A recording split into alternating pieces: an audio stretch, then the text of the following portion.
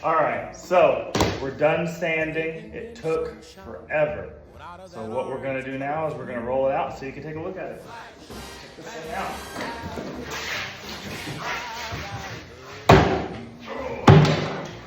I did it upside down, y'all.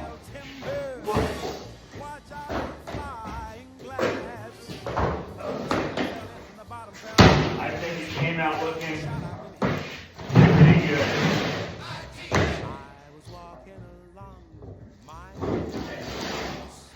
The door needs a little bit of work, but what do we think?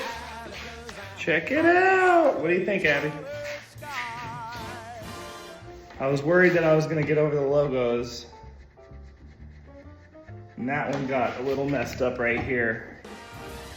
But that's okay.